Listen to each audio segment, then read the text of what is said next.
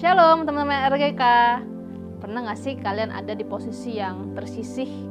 Teman-teman kalian punya sesuatu yang mereka banggakan, tapi kalian ya bisa sih dibanggain, tapi kayaknya levelnya masih di bawah teman-teman kalian. Rasanya kita udah latihan alat musik dengan cukup serius dan siap melayani, tapi waktu lihat teman-teman yang lain, kayaknya gak perlu mendaftar deh daripada mempermalukan diri.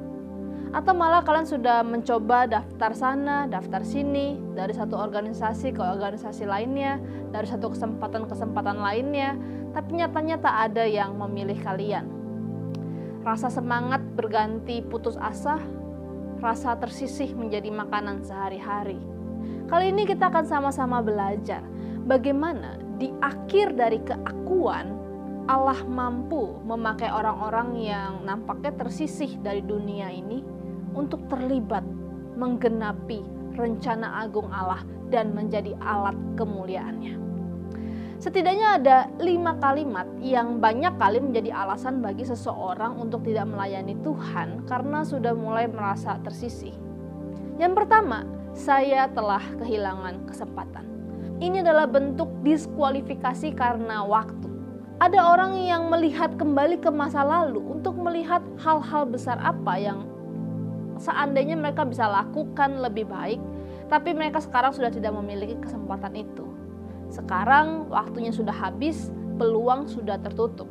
Sungguh menyedihkan kalau beberapa dari kita berpikir Allah memandang kita dan dia berpikir kita sudah kadaluarsa. Sudah terlambat melayani Tuhan. Sudah tidak ada kesempatan bertobat. Sudah terlalu jauh dosanya. Bukannya datang mencari kepada Tuhan, kita malah semakin undur dan meratapi kesepian diri ini. Yang kedua, engkau tidak menginginkan aku. Orang-orang ini menganggap bahwa Allah seperti kebanyakan orang yang mereka kenal. Kesalahan kita terlalu banyak, Allah sudah habis kesabaran dengan perilaku kita. Rasanya nama kita sudah dicoret dari buku kehidupannya. Belum lagi kita terkungkung dengan suara-suara yang menggugat masa lalu kita. Bodoh banget sih, aku kenapa harus lakuin itu? Apa sih yang aku pikirin waktu itu sampai aku berkata menyakitkan seperti itu? Sudah, terimalah nasibmu dari kesalahanmu si bodoh ini. Teman-teman, tiba di akhir keakuan berarti kita mengizinkan Tuhan Yesus untuk mengakhiri rasa bersalah dan rasa malu dari masa lalu. Tuhan Yesus memberi sebuah permulaan baru dengan tujuan baru bagi setiap kita. Yang ketiga, mereka tidak akan melupakannya. Kadang kita sulit melupakan kesalahan orang lain, termasuk kita jadi berpikir orang lain pun tidak akan melupakan kesalahan kita begitu saja.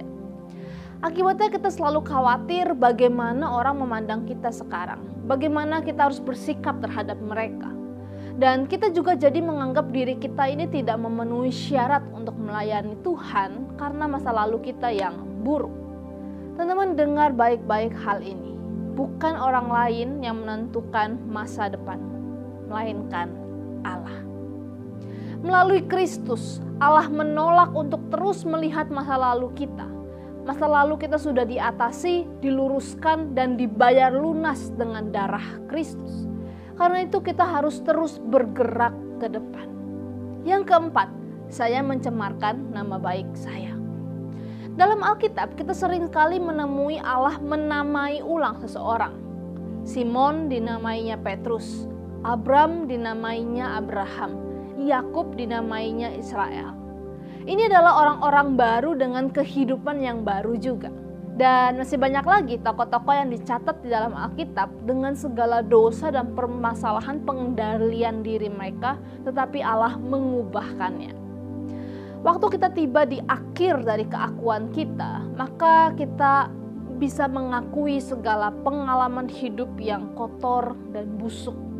Dan di sanalah Allah menjumpai kita dengan kekuatan kasih dan penebusannya. Hanya oleh anugerahnya dan bukan oleh apapun yang bisa kita berikan, Allah memilih kita. Terimalah kebenaran ini. Teman-teman, kalian sudah mendengar apa yang aku katakan dari awal dan mungkin kalian mengangguk-angguk kepala. Ya benar, Allah bisa memakai semua orang termasuk saya. Tapi kini kalian masih punya satu lagi alasan yang bisa disampaikan, yaitu saya tidak siap. Ini adalah salah satu alasan klasik untuk tidak melakukan sesuatu yang seharusnya kita lakukan. Seringkali kita berkata, saya ingin belajar lebih banyak dulu, saya ingin bertumbuh lebih dewasa dalam iman dulu, saya ingin melakukan dengan cara yang terbaik. Alasan ini kedengarannya sangat bijak dan masuk akal, bukan? Tapi percayalah, orang-orang seperti ini tidak akan pernah merasa cukup akan dirinya. Mulai saja, lompat saja. Allah tidak peduli dengan kekurangan dan kebimbangan kita. Ia jauh lebih peduli dengan hati yang siap dibentuk olehnya. Tidak punya keberanian? Allah akan memberikannya kepadamu. Tidak tahu apa yang harus dikatakan? Allah akan memberitahu apa yang harus kamu katakan. Karena ketika Allah memilih kita, Ia juga memperlengkapi kita selalu. Selamat menjawab panggilan Tuhan bersama dengan teman-teman KTB-mu. Tuhan Yesus memberkati.